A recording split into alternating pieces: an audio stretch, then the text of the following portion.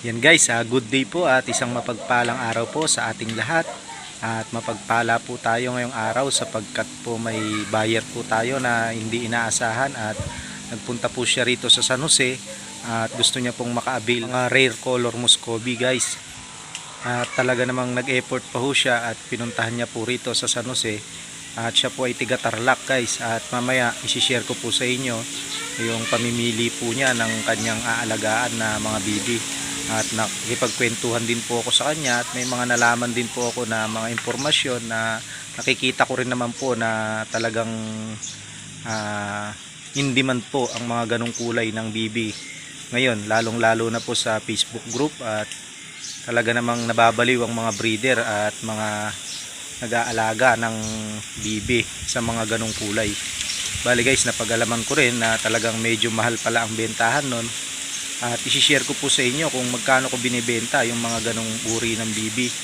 At siya naman po ay naging satisfy sa presyo ko at hindi naman po siya namahalan dahil medyo binenta ko lang din po yun ng may kita lang po ako na konti at mas mataas po sa ibang kulay ng bibi. Bali nagdagdag lang po ako ng konti at para po siya ay makakuha at maka-avail ng aking bibi.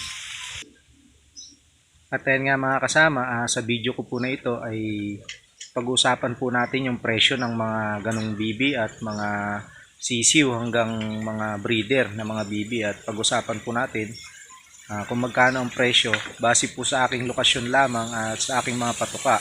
At sana po sa mga kapwa ko breeder ay wag po kayong magalit o matuwa kayo, at kung mura o mahal ang aking mga paninda ay depende po yun. Gaya nga sa sinasabi ko sa inyo, depende po yun sa patuka na ginagamit natin. Siyempre po kung purong feeds ang pinakakain nyo sa inyong mga bibi ay medyo mas mahal po ang pagbebenta nila, presyo nila. Bali guys, sa akin kasi medyo nakakatipid ako dahil may mga organikong pagkain akong hinahalo sa feeds, kaya medyo mas mura ko po na ibebenta yung aking mga bibi. At ayan guys, samahan niyo po ako at ipakikita ko po sa inyo yung kaibigan natin na nagmula pa sa Tarlac, Paniki Tarlac, at talagang gustong gusto niya po magkaroon ng kulay gray na mga bibi at pinuntahan po niya rito. At kung hindi po ako nagkakamali ay mga 2 oras o 1.5 oras ang babiyahin mo mula mula Paniki Tarlac hanggang San Jose po. Kaya napaka bless po natin at talagang nakikilala na po tayo sa social media at lalong lalo na po sa YouTube. At kaya naman po tayo nag YouTube dahil gusto lamang po natin na makabenta ng ating mga alaga.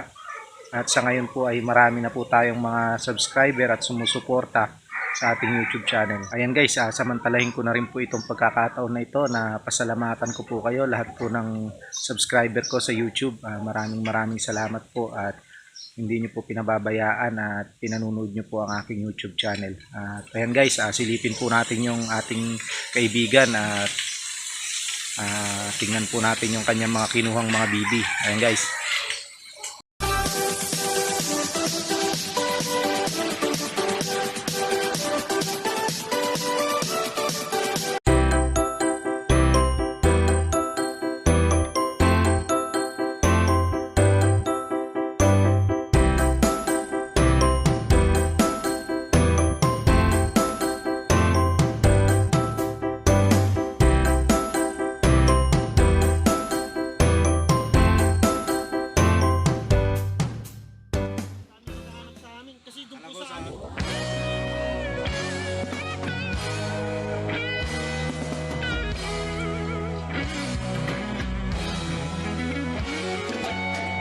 Malem ken bigat agmalmalem nga mapan nakisyat.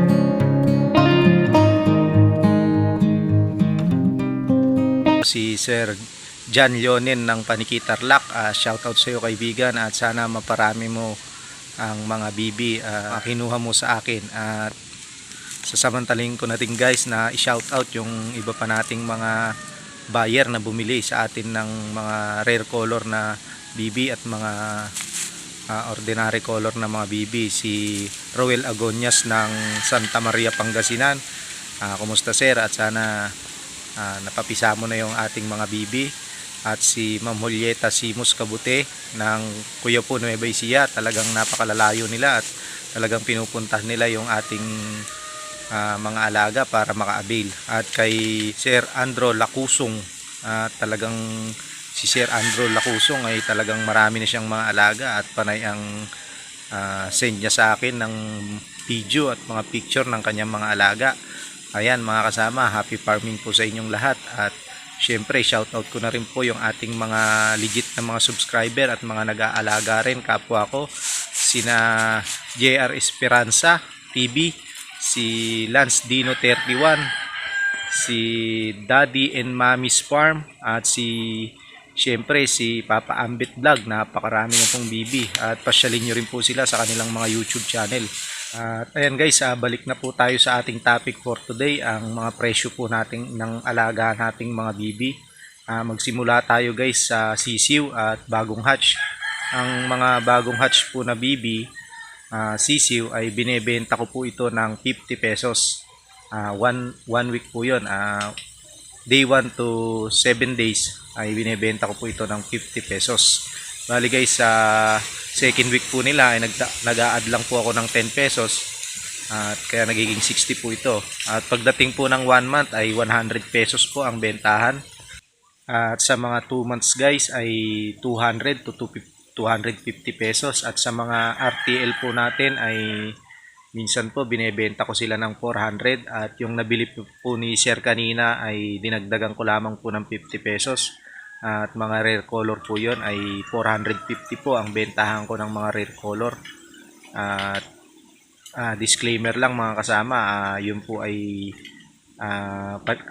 presyo ko lamang po dito sa aking farm. At sana po sa mga kapwa ko breeder at mga nag-aalaga ng bibi ay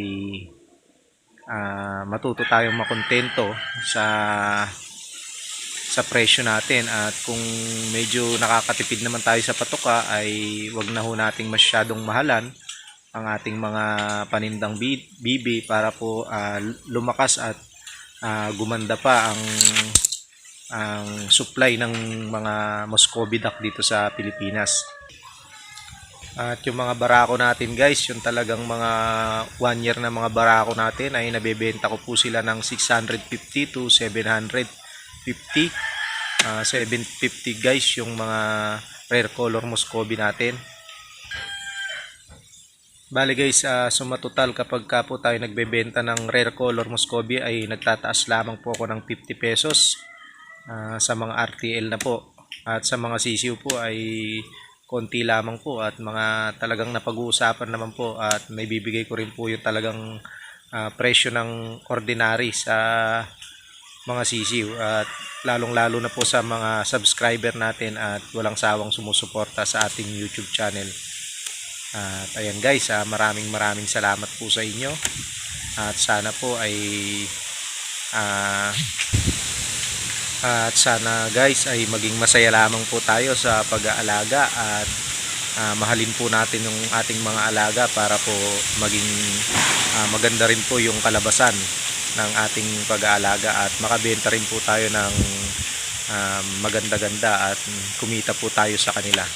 Ayan mga kasama, hanggang dito na lamang po ang ating video.